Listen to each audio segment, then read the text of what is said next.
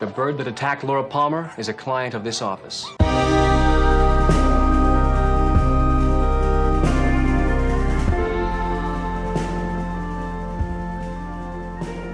Hello and welcome to episode 3 of The Lodgers. This is the Twin Peaks podcast over at Sorted Cinema, hosted by myself. My name is Simon Howell, and I will always be joined by Kate Rennebaum. Hello. And this week, our guest is Mr. Matt Croombs.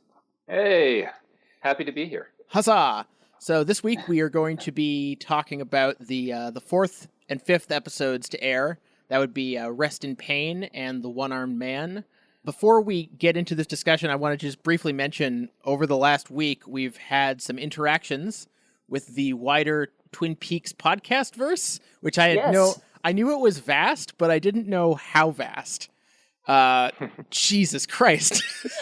Yes, there are a lot of Twin Peaks podcasters out there, and they are all very lovely and welcoming and friendly, which is a nice turn of events for sure. Yeah, actually, being sort of introduced to the wider Twin Peaks verse of podcasters, it kind of feels like entering Twin Peaks. Like I'm waiting to find out who the sinister ones are.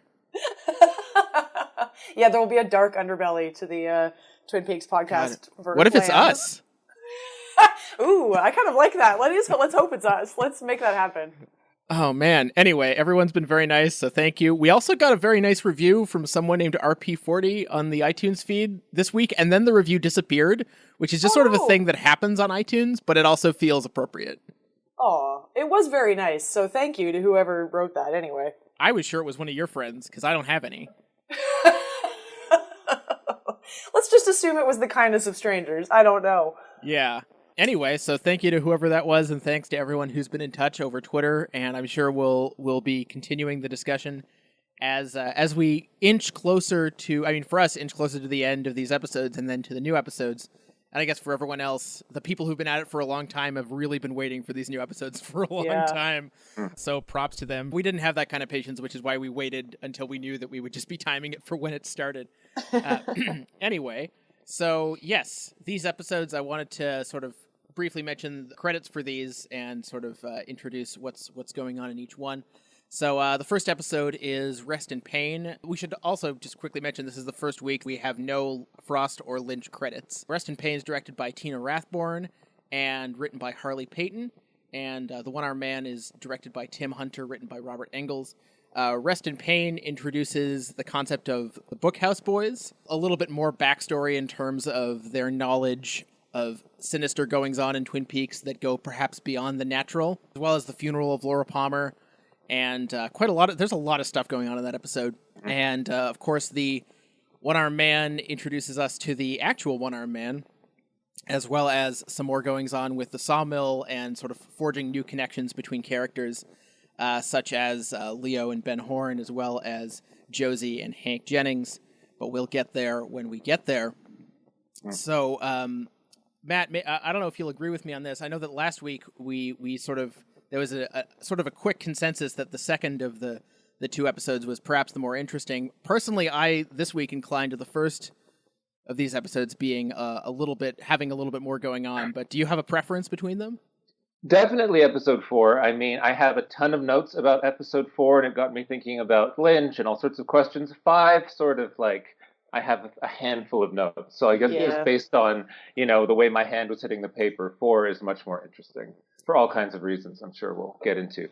Well, do we want to take a second, too, and just maybe ask Matt just to give some intro to himself about what his relationship is to Twin Peaks and, like, how, why we've asked him to come on the podcast? Yeah, that's a minor detail.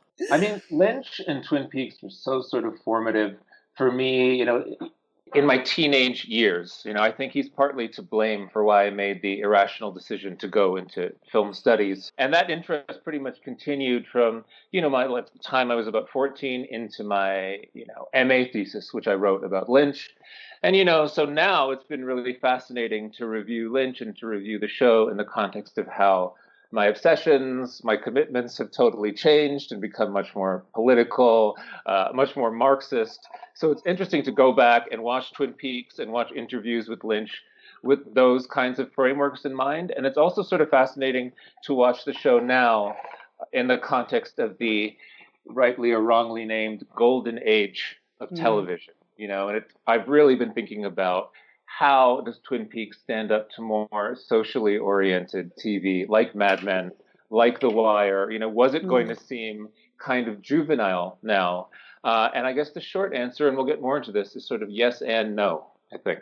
That's a good way to start us off. That's a good intro. I feel like yes and no is always our answer to all questions on this podcast.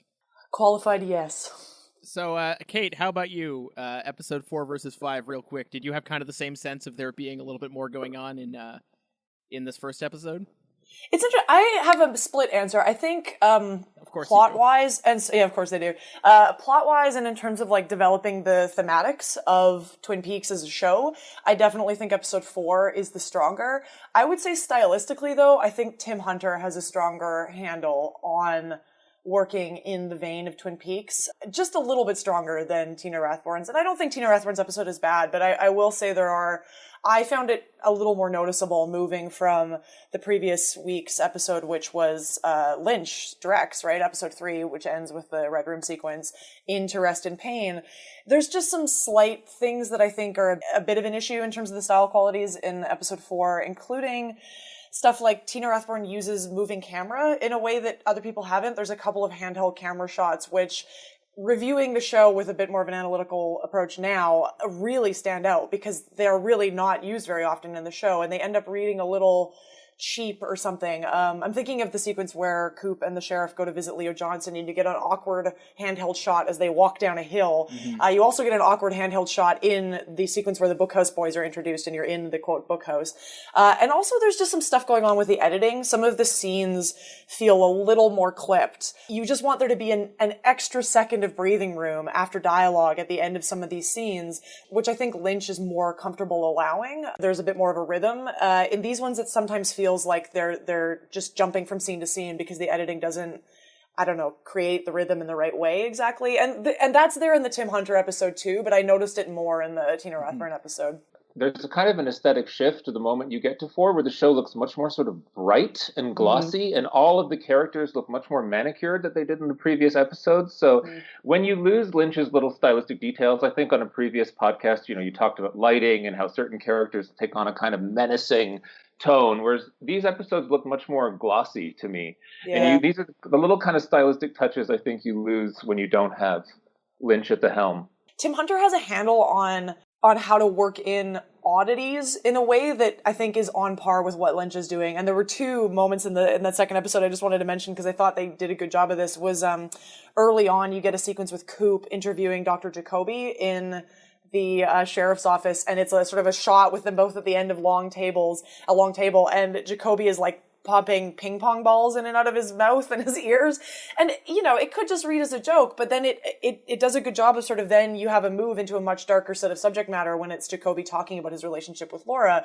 And I thought that worked really well. And you get a similar thing later in the episode where Coop and the sheriff you don't realize this when the scene opens. When the scene opens, it's sort of a long shot of people playing tennis at night in like odd outfits outside. And then all of a sudden the camera racks to Sheriff Truman, and all of a sudden you're like on a stakeout and they're about to go into Leo Johnson's house. But like that kind of stuff, I think Tim Hunter has a good handle on that. But I do agree with Matt. I think on the whole, they are a little lighter, a little glossier, which is a bit of a different vibe. I find it fascinating that you picked up on sort of flow in these 2 episodes, one versus the other, because I don't know if either of you have ever read any of Tim Hunter's film criticism. Oh, no. It was one of the first things that came up when I was looking for interviews with Tim Hunter. I didn't really find any that were relevant that I could read. But he specifically writes about, he writes about a lot of things, but one of the things he wrote was about Mike Nichols and The Graduate and how he didn't like Mike Nichols' style. Specifically, he criticized Nichols for really only ever thinking of one shot at a time. Like how he sort of focuses on whatever's going on in the shot. Like if someone jumps in a pool, then the camera jumps in the pool with them. And, he focuses on the headlights on a car, and he's not thinking about the transition from shot to shot or from scene to scene in a way that he found meaningful. Whether or not we find that accurate is neither here nor there. The fact that you sort of found more aesthetic cohesion or perhaps more better editing rhythms in his episode is interesting. The other thing I wanted to ask was, has anyone seen Zelly and Me? I'm going to be missing our little meetings. Me too. For me to be able to sit and talk to somebody like you, it's chouette. You've got some chocolate here. No. Oh, that's the Tina Rathburn film, right? Yeah, That she... it's the reason that she directed this episode is because she directed Lynch in his first acting role, really, and Isabella Rossellini in that film, and I gather that's how she got roped. It's a very tight-knit family. Generally speaking, it's pretty easy to figure out how everyone got involved. Anyway, I was just curious to see if anyone had seen it, because it sounds like a really strange film, and she doesn't really have any credits outside of directing that and directing 2 episodes of Twin Peaks.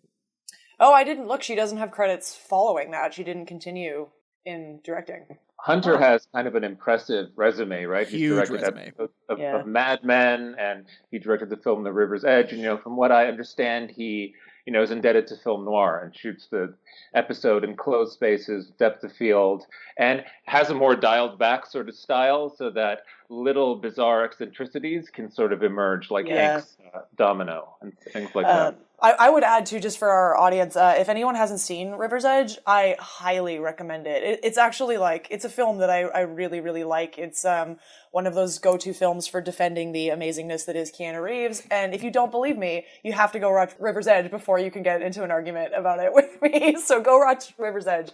Tim Hunter he's a really strong director, and that was one of his first films. And I mean, he clearly has talent. He's clearly a strong director, and he's definitely parlayed it into an extensive career as a television director. So yeah, if anyone doesn't know, Kate is a huge Keanu Reeves aficionado, and if you don't believe me, you can go listen to either of the John Wick podcasts that we did over at Sorted Cinema, and that's all I'm going to say about that. I just love that we found a way to squeeze in Keanu once again. Because let's just put this on the record right now.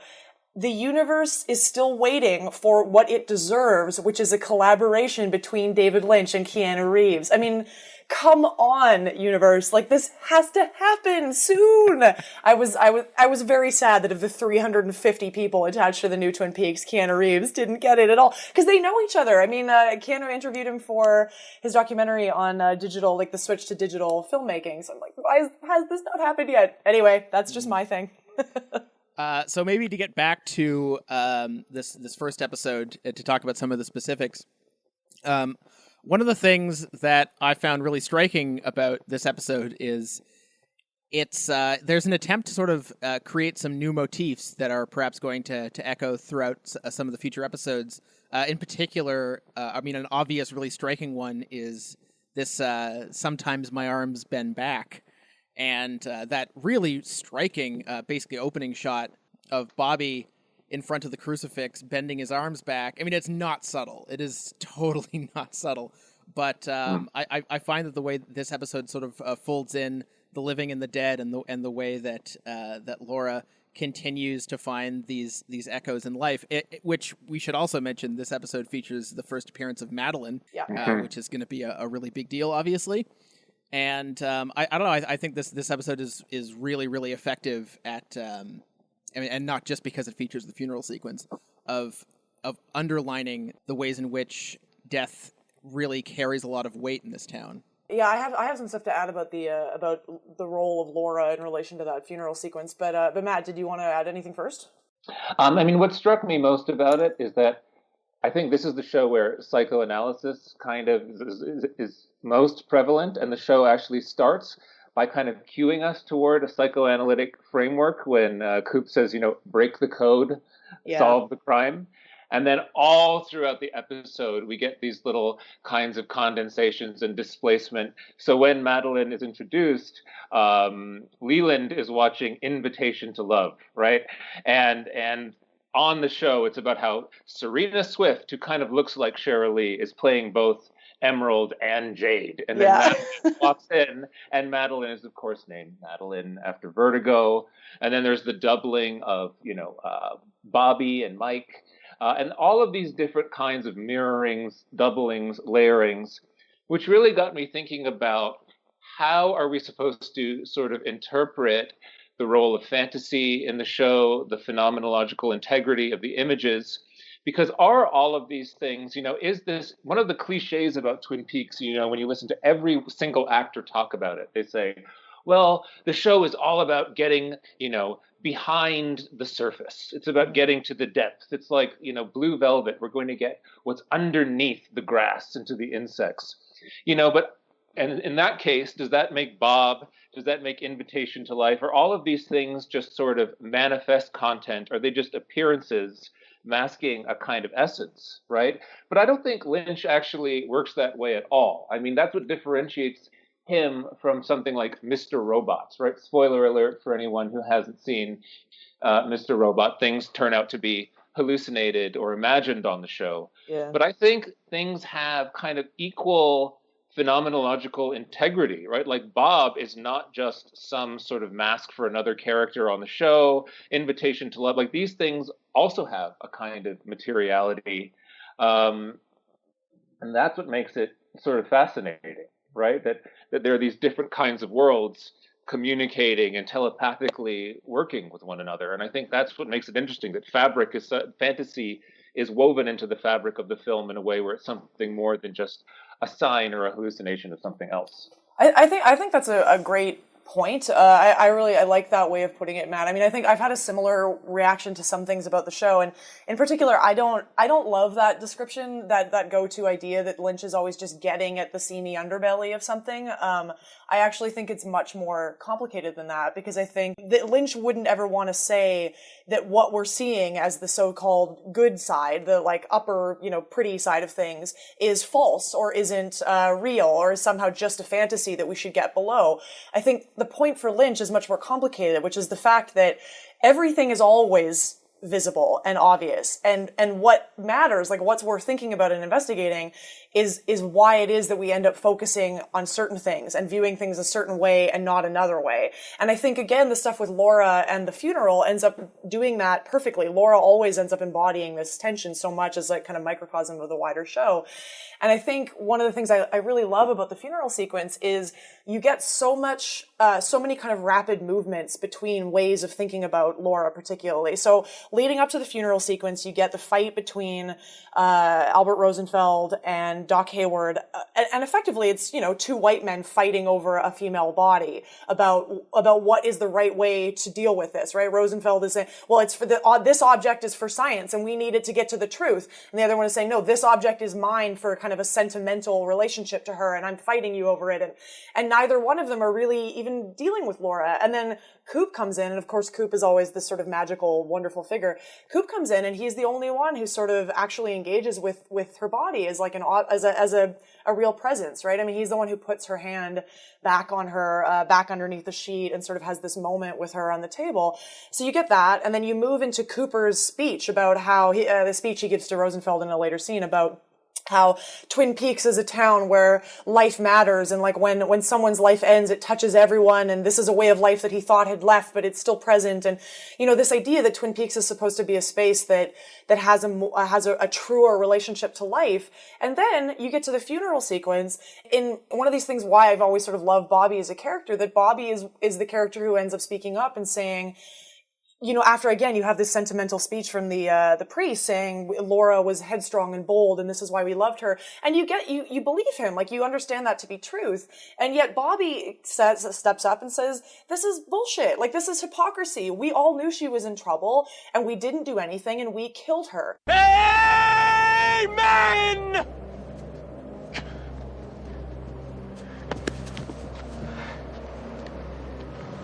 What are you looking at? What are you waiting for? You make me sick. You damn hypocrites make me sick! Everybody knew she was in trouble. But we didn't do anything. All you good people. You wanna know who killed Laura? You did! We all did. Once we get further on in the series, we'll be able to talk about some of the stuff that's going on in these episodes where Lynch is equally playing with showing us things that we just sort of glance over, and later we'll realize what import they had to the development of the show. I just wanted to get back to what you guys were saying about the way reality is considered on this show, and especially as compared to perhaps other series. And I was thinking back again to the X-Files, which we briefly mentioned last week as being a sort of an FBI connection, as well as having other obvious connections. And one of the key differences between something like the X-Files and something like Twin Peaks is that on the X-Files, you have this constant war between, the rational and the irrational as literally embodied in its characters, although not always on a strict one-to-one relationship, obviously. Whereas that's absolutely not what Twin Peaks does. This is a show where, characters are always talking about their belief systems, about visions, about dreams, and the plot and characters all take these things with these things are always taken with equal weight.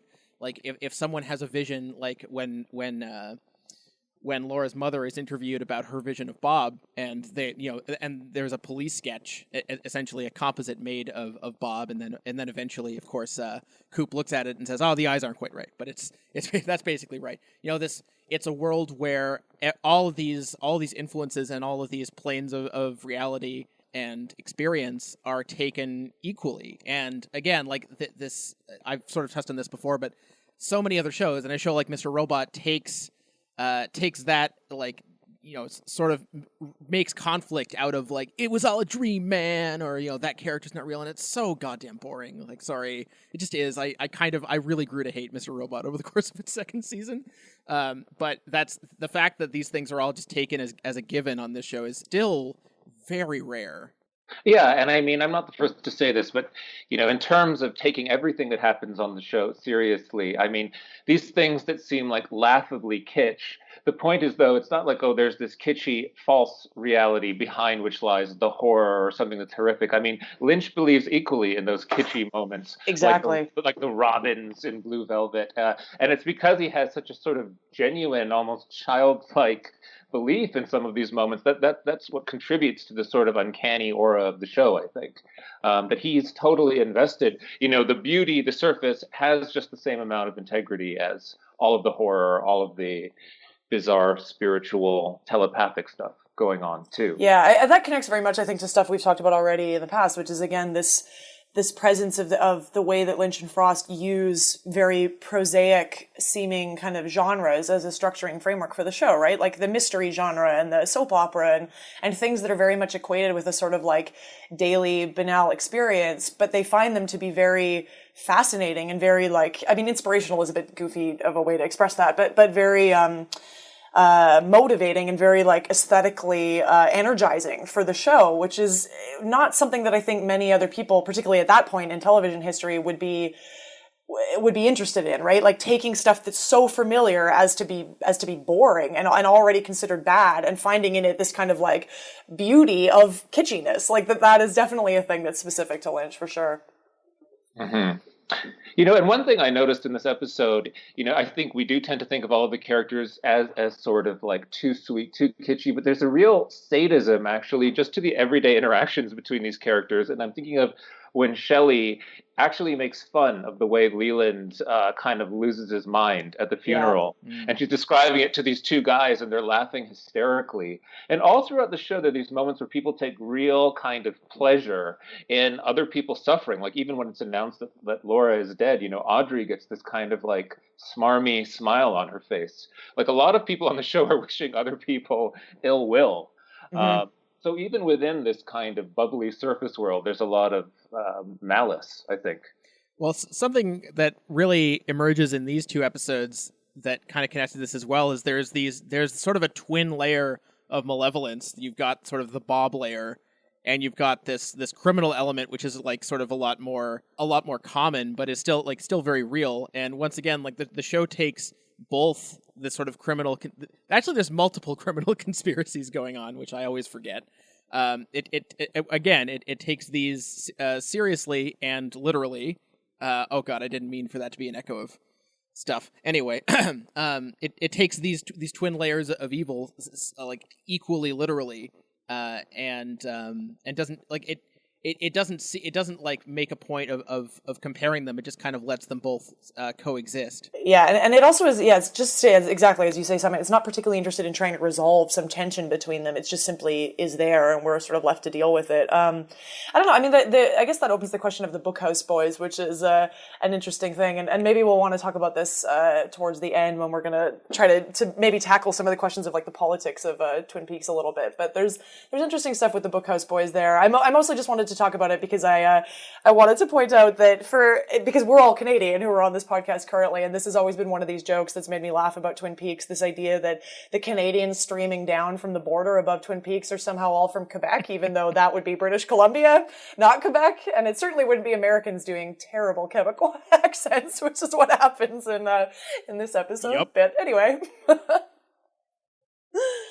And the fact that Canada is like the source of this malevolence. Yeah, it's true. Yeah. Not to say that couldn't happen, but you know, it's a little. It runs a little bit counter to the usual pop culture assumptions. It's true. Yeah. I'm trying to think if I have any other major things I wanted to get to about episode 4. I mean, I think one thing I picked up on in episode 4 that we'll probably have occasion to keep talking about, and it's maybe ties into something that Matt was saying earlier, but basically one thing I've noticed, I've been trying to pay attention to these moments between Coop and Audrey that you start to get more and more in these episodes. And one thing I find really fascinating about them is I think they end up revealing a sort of interesting level of the layers of McLaughlin's performance as Coop, because the interactions with Audrey, McLaughlin is doing such interesting work around making it as though he is reading Audrey. Like there is a level of reserve and a level of kind of suspicion around how he's engaging with her, a reservedness that he's always sort of trying to get something out of her. And then it changes so dramatically, right? When he ends up in other scenes, like you get the scene a few minutes later where he's giving this speech about what Twin Peaks means to him as a town.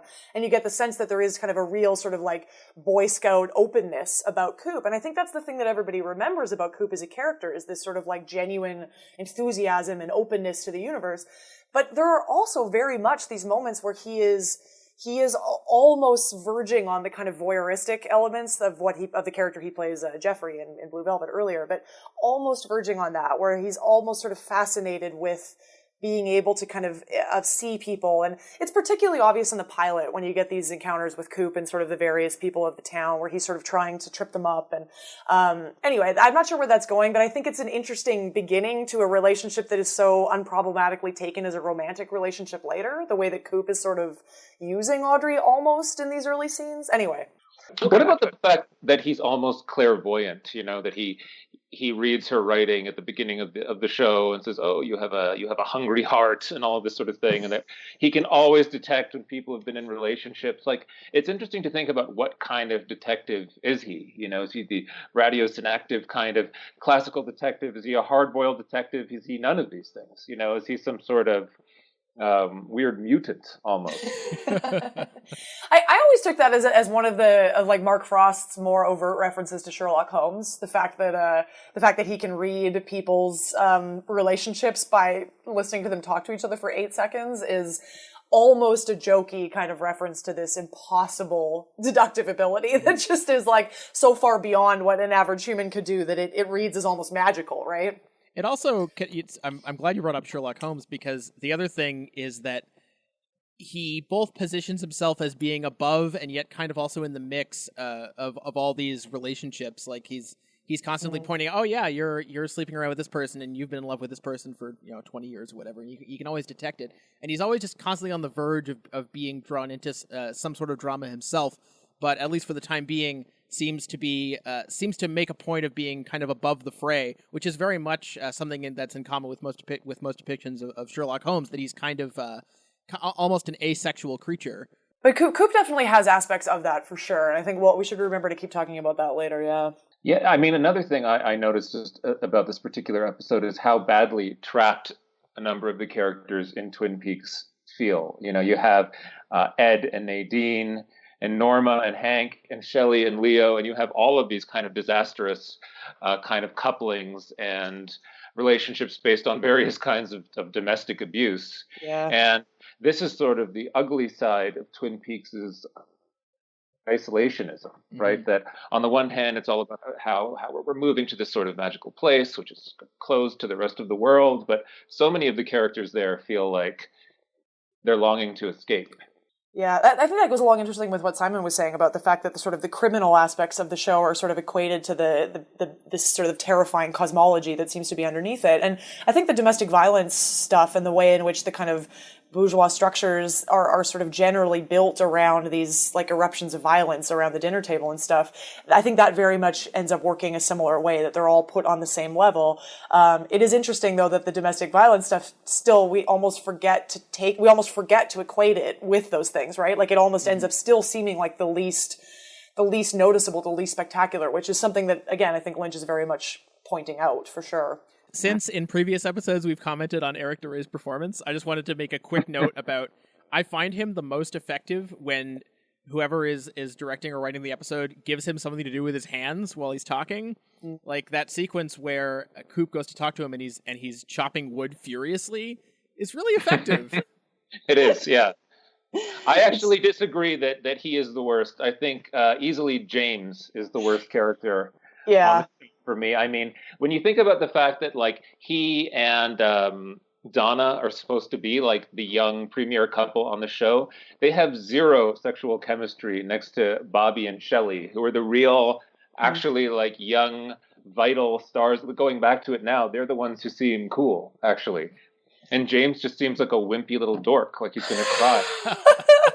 I think he definitely does. I will say, I think James, there are particularly the episodes that Lynch is involved with in the early run of the series. I think Lynch is doing something very interesting with Donna and James, which is, finding them. They're supposed to be this kind of wholesome, pure couple at the center of it. And I think you're right, Matt. It's like completely, it's sexless for one thing. And it's like chaste to the point of silliness almost. And yet, the first bunch of times I watched Twin Peaks, there is still something I find very affecting about them. Like they do end up standing in for this kind of, level of sort of innocent belief and innocent goodness that is like the one end of the spectrum, where at the other end of the spectrum you have something like Bob. And so even though it ends up being, there's almost a commentary on how sort of silly it is that we would put these two as the most sort of wonderful thing you could find when they're really kind of almost lifeless. It's hard not to get on board with it when Lynch takes it so seriously too. Like when you feel like Lynch isn't mocking what their belief in this sort of goodness of the world, but is on board with it. I mean, I think this is again something I'm cribbing from Dennis Lim, but Dennis in his book on Lynch talks very much like regularly about how in Lynch's universe, having an ironic view on something doesn't necessarily cancel out the sincere view either. Like Lynch is able to hold them in tension together, which is kind of miraculous because irony, generally cancels out sincerity, and Lynch is able to find them both all the time. But James's performance definitely goes downhill. I will add that too. James is supposed to have some kind of sexual magnetism, and I won't give any spoilers away, but he does have relationships later on in the show that play on that. And he always, he's not James Dean. He's not like any of the reference he's supposed to be evoking. He's this very kind of flat, I don't know. Bobby to me seems like the cooler character on the show watching it now. The real James Dean, definitely. Yeah, Bobby is definitely doing that for sure. I think James and Donna work best as kind of an anti-mirror of the adult relationships on the show, which are so corrupted and again trapped. Like to me, like their most obvious corollary is Big Ed and Nadine, the teen sweethearts who things happen and now they're just in this horrible situation that they once again feel trapped in, and like and they seem to also have started from this place of innocence and this sort of idyllic feel, and you feel as though that's sort of where, as long as they're in Twin Peaks, I guess that's where James and Donna are kind of inevitably headed, just by virtue of their juxtaposition together in these episodes. So to me, that works. Yeah, I think that's an interesting the way to get at it for sure. Should we move to episode 5 and just cover some of the stuff in the One-Armed Man? I mean, we get Gordon Cole. We get the first time we have owls. The owls are not what they seem. This is the first time. Well, we don't yet know that the owls are not what they seem. That is true. They're just weird. The owls are just weird at this point. Yes. There's a lot of bird action in this episode. Oh, it's true. Many birds. Yes. This is, you guys, that's the kind of high level analysis you're going to continue to get on the Watchers. There's a lot of birds. As I kind of mentioned before, I think we sort of identified one of the episodes last week as being sort of more of a plot building episode. And that's kind of how, on a narrative level, I guess that's how I see this episode in terms of creating these new pairings, both like actually new to those characters as well as just sort of revealing pairings. We sort of get that at the end of this episode with the phone call between Josie and Hank. And we also get that with this this rendezvous between Benjamin Horne and Leo. And I mean, that's sort of a classically important thing to do when you have a large ensemble, is start forging more connections between people. But at this point in the show, like, the number of seedy conspiracies is starting to get kind of insane. It's sort of never ending. It just keeps adding new and more people. But you also have like lovely sequences in it, I think, that are not necessarily about forging, like building new kind of narrative stuff, but you also get lovely sequences. Like you get sort of an early window into things like Norma and Shelley's relationship, which has for me always been one of the kind of very like sweet and touching elements of the show. This aspect of these two women who are maybe not, who are struggling with other things in their life, and it's sort of the one pleasant aspect of their life is the fact that they're so kind to each other and like they love it. I always find those sequences kind of heartbreaking. Shelley, you gotta scare the customers. I've got one man too many in my life, and I'm married to him. Sound familiar? Maybe you should have a little talk with Leo. Leo doesn't talk. He hits. He was so great at first, you know. With this flashy guy in his hot car. And then we get married, and I find out all I was looking for was a maid he didn't have to pay. I feel so stupid. Look at us. 2 men apiece, and we don't know what to do with any of the 4 of them. What about the fact that Cooper and Sarah Palmer have this kind of telepathic relationship based on her strange hallucinations and his dream of Bob? Sometimes I wonder, you were talking earlier in an earlier podcast about how we want to enter this world of Twin Peaks, and it makes us feel kind of safe and warm. And as part of this, because it promotes a sort of magical thinking at times. It has this sort of belief not only in an afterlife, but in kind of telepathic sorts of relationships between people that, I think a more materialist sort of director wouldn't give into. I mean, is Lynch to be held accountable? Is this a flaw sometimes of the show, that he gives in too heavily to a kind of magical thinking, or not at all? I put it out there. No, the show has no flaws. Flaws are not allowed. No, I mean, but really though, I think it's a feature, not a bug. When we get that scene, I forget which of the 2 episodes it's in, where it's become clear that Coop is talking to Diane about possibly, purchasing some property, and he's clearly become besotted with this place, and it of course mirrors our growing affection for the land and for its people, even as all this ugliness begins to manifest. I mean, I think that's just a very canny.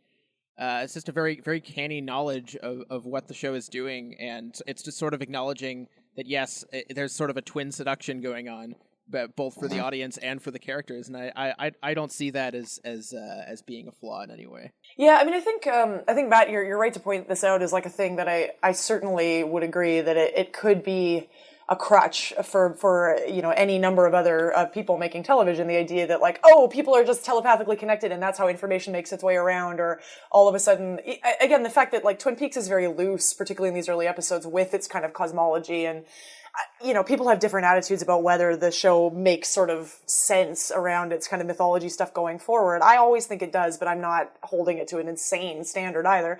But anyway, I think I think it could be a problem, but I think Lynch and Frost as well are so kind of wry about what they're doing. Like they have such a sharp sense of almost self-criticism and self-humor about it, that it keeps it in check. Like, for example, I guess we'll go back to the previous episode just for a sec. The ending of the episode 3 with the Red Room. I mean, you know, this is such a jokey, almost tease to fans that Coop wakes up at the end and says, I know who killed Laura Palmer.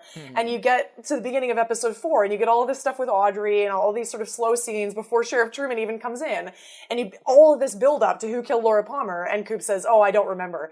And like the idea that, I think Lynch has even talked about this, that part of what that sequence was sort of meant to stand in for was these experiences we've all had where we're sort of out with friends late into the night and we're having a drink and we're talking about some grand problem of the universe or our lives and we feel like we have it all figured out, and then we go to sleep and we wake up the next morning and we're like, oh my God, none of that made any sense at all. Like, what were we even thinking? I mean, you know, like, so I think there's definitely a sense of sort of them even keeping their own tendencies there in check a little bit.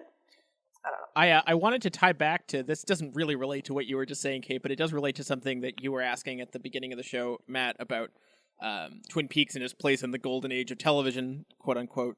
And I think another key difference between Twin Peaks and something like, say, The Sopranos is shows like The Sopranos and many shows that follow that sort of center on an anti-hero figure have this adversarial relationship almost with the audience, where, especially on The Sopranos, where David Chase is creating this identification between you and Tony Soprano and then punishing you for that identification by just making him do increasingly horrible things and like sort of having him continue to win. Whereas there's absolutely nothing like that in Twin Peaks. Like, if there was going to be an anti-hero on Twin Peaks, it would be the town itself seducing you while also containing all these horrors. But the show never judges its characters or you for this seduction. It's just absolutely not something that Lynch and Frost are interested in. And again, this is just not how other media like this operates. Mm-hmm. No, I agree. There's nothing on the show like, for example, in the first season of Homeland, which has to be one of the most like Hitchcockian plays with identification, where we kind of want the Brody character to commit terrorist acts. You know, Yeah. we've sort of seen him go through that process, and we like want him to complete this sort of anti-American mission. You know, I guess what I was getting at when I was saying, you know, there's telepathic connections between people, and then I wonder if sometimes Lynch, I take the point that he has a kind of self-reflexive, wry attitude towards all of this, but does he sometimes rely on kind of magical solutions to real life contradictions? Oh, interesting. Okay. I think about the character of Hawk, and there again, you might say, well, this is sort of a cliche representation of an indigenous person, but I mean, he does play a very kind of cliche representation of the spiritual, indigenous, magical man, and, you know, Josie is, and I think he plays with this as well, as this sort of Orientalist, mysterious figure, but I mean, it's incredibly, you know, it's a white show, obviously, that I don't think has any kind of systemic approach to thinking about things like, and this is something we can maybe move into a little bit, about class relations or bigger social problems. I think in some ways this is Lynch's greatest weakness and strength, that he does really follow things on intuition and likes to talk about ideas. But I wonder if he has any kind of systemic way for thinking about what's going on in culture. This is, obviously this is going to lead to a lot of other places, but one of the things I'm most fascinated to see when the new season of Twin Peaks starts is how the TV recap industrial complex is going to deal with Lynch, because to the credit and sometimes discredit of people who write about television now, especially sort of because it revolves a lot around younger folk who get paid a pittance to write about and recap television, there is this preponderance of like social justice based criticism, which is like, that's an excellent tool to assess things with, but it's often used as like the only tool, especially nowadays. And this is going to get into some really thorny territory, so I have to speak carefully here. That to me is not an especially useful or insightful way generally to think about Lynch, or at least not in isolation. And I'll be very curious to see how this new generation of TV writers handles what is to come, which is surely going to be a thing. Mm-hmm. Yeah, I mean, I think there's a lot of questions here, and we can just make sure we sort of hone in on these episodes particularly. But like, I mean, obviously Lynch, there's been various people who've tackled this question about, you know, his relationship to women, his relationship to misogyny, his relationship to using African American actors. Like, what there are lots of questions here about what that we can sort of make our way into. I think Matt's question about whether there is sort of a systemic way of thinking about class or kind of political issues in Lynch's work, and maybe if that is or isn't there, I think that's a good question. For me, I personally would push back a little bit on the idea that the character of Hawk, for example, is sort of like a magical figure. I think there are the way to meet Lynch where he lives, I think a little bit, and to give the benefit of the doubt somewhat, I'm sure, but is to look at these things in their kind of specific instances. I mean, I think Lynch very much ends up pushing back against the idea of a kind of representative sample or representative characters, right? I mean, everything is so specific, everything is so unusual that there is clearly a bit of a push against having people stand in for larger groups of people. And this ends up relating as well to the fact that Lynch is so entirely uninterested in the kind of psychology of people as like as a sample of a sort of typifying way to point to other people behind somebody who is the representative sample. But anyway, I think the character of Hawk is interesting. I know people have written about like the role of kind of indigeneity in Twin Peaks and how it's used.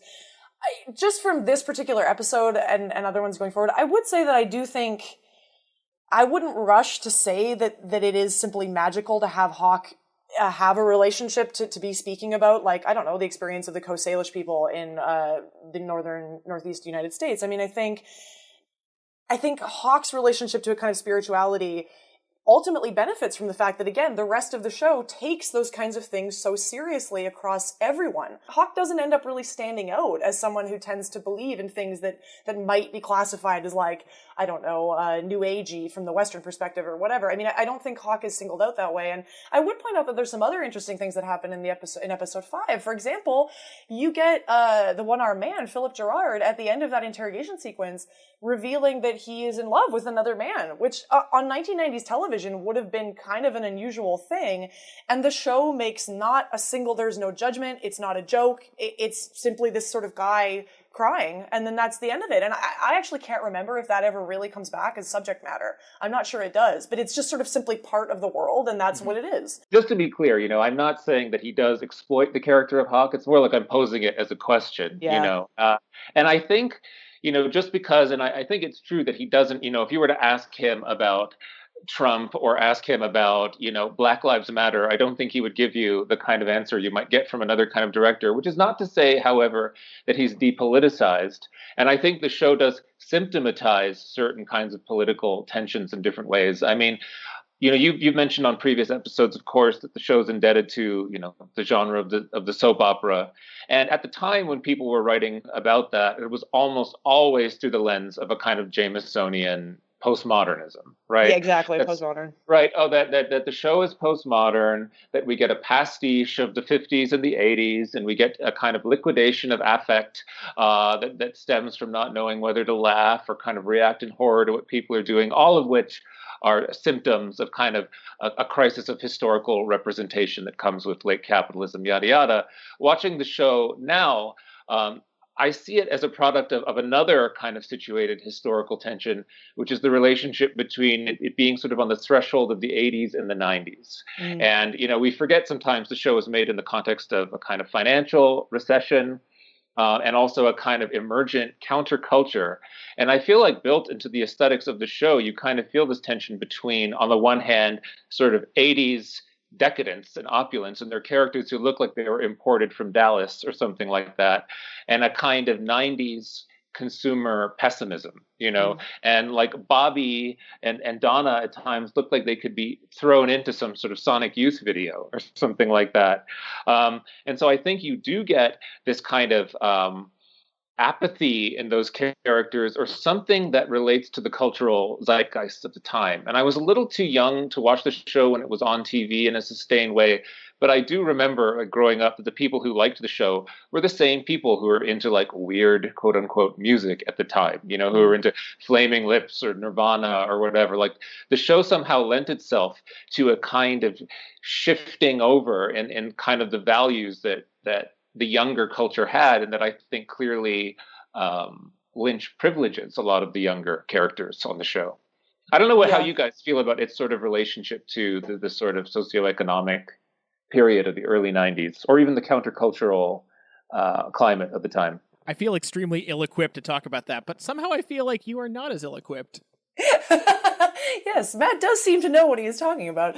I think, yeah, I also feel a bit ill-equipped. I was a bit young at that point as well, and I didn't necessarily bone up on this going into the episode. But I think you're absolutely right, Matt, that there is kind of maybe a growing awareness of, some of the things that are on the horizon in the 90s. And I as my frame of reference, I can again maybe go back to the X-Files as something that I think picks up on and extends something that is happening in Twin Peaks. And Simon and I have actually talked about this in relation to X-Files in other podcasts. But the idea that there is certainly the form of increasing skepticism around forms of authority, around a kind of a government structure in the 90s, a sense of, and that's not new, obviously, like the Nixon in the 70s, it's not new, but there is almost a kind of cyclical sense that it is really coming to the forefront again in the 90s, which is interesting thinking about the kind of Clinton years and how, on the one hand, the Clintons tend to stand in for a very idealized version of the Democratic sort of party and Democratic experience in the 90s, and simultaneously the way in which there were not such good things that were developing across the kind of financial and socioeconomic neoliberal expansion of the 90s under the Clintons. So anyway, there's a whole bunch of kind of complicated things going on there. But yeah, Matt, I don't know, did you have other things you wanted to add for that? Well, I mean, the thing that I keep saying to myself reviewing the show this week is that, look, I wish I could go back to my teenage self and announce that the year is 2017. Donald Trump is president of the United States and Twin Peaks is back on television, and the two things seem so uncannily connected in this weird way, not causally, but it feels like that's going to put Twin Peaks beside itself, against itself in this sort of really interesting politicized context. And it's interesting to watch that opening credit sequence, which is all about industry and outmoded industries, like pulp and lumber. And, I was always imagining, could this be a kind of sardonic Make America Great Again infomercial? We have this kind of idealization of an insular, small town. And what threatens the town, according to, some of the people in it, it's this threat of foreign interest. Look, I think you mentioned in the very first podcast on the pilot, we get on the one hand what seems to be this very kind of nature Americana montage, and the first image we get is Josie, who represents something mysterious, right? And then we get the Norwegian investors, and that the whole town seems to be trying to work out its relationship to globalization and market finance. But then, of course, the real threats are, of course, the corporatists who are right, pimps and cooking the books, and it's the people on the inside who are doing all of this stuff. So I mean, it's going to be fascinating to see what happens in the contemporary context, how the show will or won't relate to what's going on now. These outmoded industries are, of course, still completely irrelevant because we didn't just have the new head of the Democratic National Committee introduced by a clean coal advocate. So this stuff is all totally over. Yeah, exactly. It's not a problem anymore at all. Things are great. I think, Matt, you're getting at something that I kind of wanted to bring up about Twin Peaks and politics in general, which I think is something that ends up at least sort of being talked about across many of Lynch's films, but is maybe working specifically in a certain way in Twin Peaks, which is this idea of Lynch having, for his critics, maybe a problematic relationship with an idealized, backward-looking, a kind of idealized past, and which is, of course, something that is structurally inherent to a kind of populist nationalism that right now is obviously rampant and continuing to ramp up. And I do think that certainly, Lynch could be accused of that if you look at it a bit, I think, superficially. But I actually think there is already a kind of almost political move in terms of what Lynch is doing with his quote-unquote finding the seamy underbelly, or if we want to say pointing out not an underbelly, but pointing out what's already in front of us that we're not looking at constantly. I think there's a political move that Lynch is making in the sense that his work, even if it's of course set in the current day, because he's only done one period piece, which is Elephant Man, but his work is always set in the current day. But there is something that he's doing there where he purposefully finds our idealized tendencies, like what we think about as our idealized fantasies. He purposely finds those and then takes those and points out what is being repressed, what is being left out of those fantasies, what we're having to not look at in order to idealize those kinds of spaces. And I think that's something a little different than saying, like, again, this sort of didactic idea that we've already pointed out many times Lynch is not interested in, which is saying to you, like, oh, well, this is what you're living, and look at this, you're forgetting this or whatever. That's not what he's doing. He's really kind of creatively finding a way to get to those fantasies, to get to those idealized dreams that, you know, even those of us who really don't ever want to ascribe to a kind of populist, backward-looking idealization of the past, you know, we don't want to ascribe to those. And yet, as we pointed out in this idea of the show being comforting, they really mean something to us still. Like, they still have a hold on our imaginations in a way that matters. And I think Lynch, to his credit, takes that seriously and isn't willing to dismiss that as something that only belongs to, like, conservatives or only belongs to a certain kind of political vantage point, right? Yes, and I think this is one of the ways in which the show is kind of consistent with surrealism beyond just, dreams and fantasy. That, you know, surrealism is a Marxist discourse about the outmoded and about outmoded commodities. And when we see the sort of these past narratives thrust into the present, we start to realize the sort of mythologies around those things become denaturalized in some way. And so in having, you know, these characters who want to go to the malt shop and want to live this sort of idealized 50s nostalgia, something about that, I mean, both what's sort of beautiful about it and naive about it comes to the fore, right? So again, I don't think that he is depoliticized. That's not really the point I'm making. I'm more just trying to think about what ways in which, you know, how is he politicized? How is the show social? You know, given how much people, you know, even talking to people about it, you know, in coming into this week, you know, people were like, oh, I don't think he is social at all. I just think he's, you know, this kind of idiot savant who is like following his intuition, and, you know, which I don't think is true at all. I think he is kind of engaging with things. I think he is a materialist in a lot of ways. I think he's a guy who works with his hands, who is, again, kind of in accordance with surrealism, concerned with the material lives of things and objects, and is very, you know, conscious about kind of the way in which people's behavior interacts with the environment. So I think he is political in different kinds of ways, but, you know, maybe not in the way, not in the fashion of something like The Wire or something like that, right? Yeah. Which is much more about, like, let's map out political relations. But I think he is political, and that's why it's going to be so fascinating that the show is going to emerge in this context that it is. I just want to point out one moment, and I believe the second episode, where there's sort of an interesting, I don't think it's deliberately there as a commentary, but I think it has to exist that way anyway. This bizarre dynamic that crops up in the scene in the shooting range, when, you know, there's all this talk of visions and intuition and almost like magical thinking, but also there's this undercurrent of, ladies, what are you gonna do?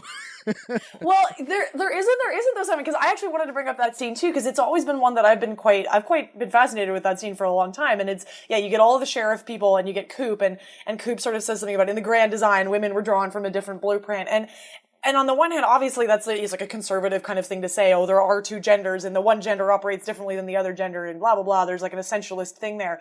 But again, the way in which the show actually operates tends to really push back against that kind of stuff. Like, you get Hawk, in one of my favorite bits with Hawk, reciting the poem that he has written for his girlfriend, and again, which is almost joking about this idea that Hawk, as a Native American actor, would be reciting these kind of overtly spiritual things. Like, the poem is almost playing with that a little bit.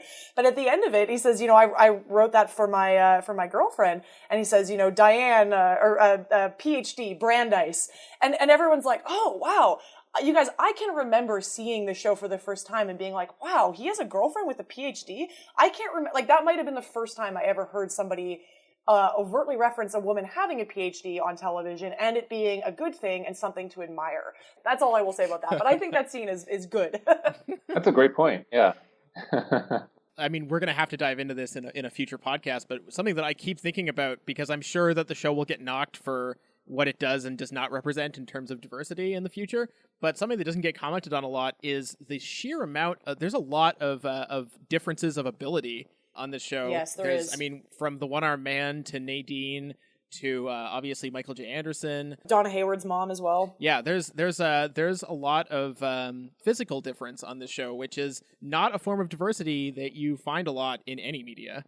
Absolutely. And that's, I mean, obviously that connects to Lynch's interests, like going back all the way to Eraserhead. But that's a huge topic we're gonna have to get into some other time. It's true. I mean, I think, I think we probably should start wrapping it up. But Matt, this has been such an interesting. I really love all of these questions you brought. I think it's probably a good challenge for Simon and I to keep thinking about this stuff going forward. I know that Simon and I, when we were starting this podcast, our decision to kind of do it actually ended up coinciding almost with the Trump election happening. And I, as I'm sure everybody had this experience, we went through about a week where I was thinking to myself, like, how can you even justify doing this kind of stuff in this climate, right? Like taking time to focus on a television show that's 25 years old and talk about it in depth every week. Like there are clearly things we could be doing with that time that is a bit different. And I mean, I obviously we went forward with it. And I think part of that is that I really do believe that this stuff matters. I believe taking time and space to kind of think about our political commitments and our forms of thought through what we understand to be a kind of aesthetic experience for ourselves and why one thing matters to us and not another thing matters to us. I mean, I think this is important. I think it gives us a space to open these kind of questions up. And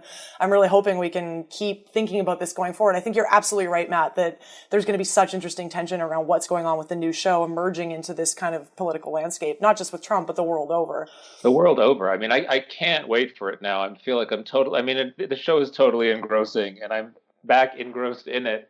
And, such basic questions are fascinating me now. I mean, are they going to have computers in the new Twin Peaks? Are they going to have, are characters going to be on Facebook? Or will that just be totally effaced? Like, will the present world we live in, like, how is it going to impinge on this mythical kind of, world he's created? And it's just so fascinating to think about. Yeah. In conclusion, smash the state. Yeah. Anyway, thank you, Matt, so much for joining us. Are you on the Twitters? I'm not. I don't know what's wrong with me. I should be. I have an Instagram. You can find me on there. That's the only real presence on social media. And I would just like to say very quickly, congratulations to Alana Scotchmer on her new baby boy. Oh, that's nice. I would say congratulations to Matt, who just had a very excellent article published in Cinema Journal on the film La Jetée. I highly recommend people check that out because it's an excellent article. Fantastic. Oh, thank you. All right, so that's just about it for us. I just want to quickly mention we are on iTunes. Please rate or review us. We love to hear from people, and definitely subscribe. You can find us at Sorted Cinema as well, sortedcinema.com. We will be forthcoming in more places as soon as I have time to set that up. Thank y'all so much for listening.